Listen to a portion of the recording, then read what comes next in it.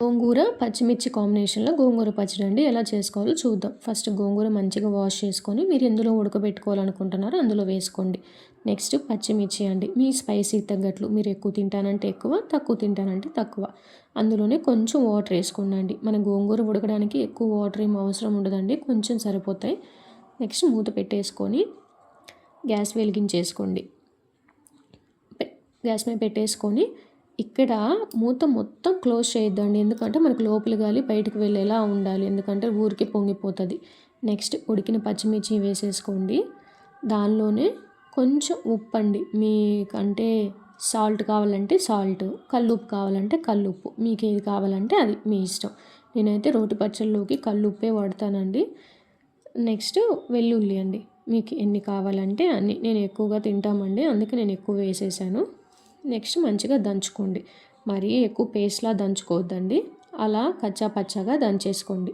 Next మనం ఉడకబెట్టుకున్న గోంగూర ఉంది కదా అండి, అది కూడా అందులో వేసేసుకోండి.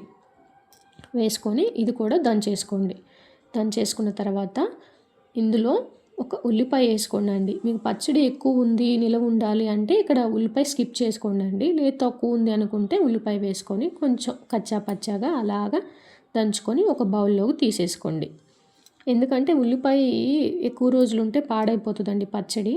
నెక్స్ట్ గ్యాస్ వెలిగించుకొని ఇక్కడ ఒక కళాయి పెట్టేసుకొని అందులో కొంచెం ఆయిల్ వేసుకోండి అండి. మనకి ఇక్కడ ఎక్కువ ఆయిల్ ఏమీ అవసరం ఉండదు. ఇందులో పోపు దినుసులు, కొంచెం జీలకర్ర, ఆవాలు,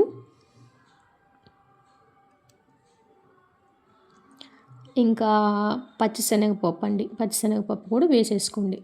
ఈ మూడింటిని మరీ ఎక్కువగా వేగనివ్వకండి అండి, ఎందుకంటే ఇవి వేగుతూనే ఉంటాయి కాబట్టి మళ్ళీ మాడిపోతాయి, అంత బాగోవు. అట్లా దోరగా వేపేసుకొని ఒక ఉల్లిపాయ కట్ చేసుకున్నది అందులో వేసేసుకోండి. ఇవి కూడా మరీ ఎక్కువగా వేపొద్దండి, మామూలుగా మీకు ఏ కలర్ రావాలో నేను చూపిస్తాను వీడియోలో, అలా కొంచెం ఆ కలర్ వచ్చే వరకు వేపుకోండి.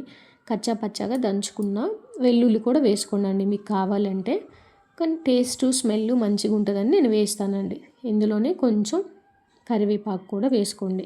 ఇవి కూడా మరీ ఎక్కువ వేగనివ్వకండి అండి, కొంచెం జస్ట్ ఊరికే అలా వేసేసుకొని మనం దంచిపెట్టుకున్న పచ్చడి ఉంది కదండి, అది కూడా అందులో వేసుకోండి. ఇక్కడ ఎక్కువ మనం ఉడికించాల్సిన అవసరం లేదండి, ఎందుకంటే ఆల్రెడీ అవన్నీ ఉడికినాయి కాబట్టి జస్ట్ కొంచెం ఒక 3-4 సెకండ్లు అట్లా ఉంచేసుకొని కలుపుకోండి.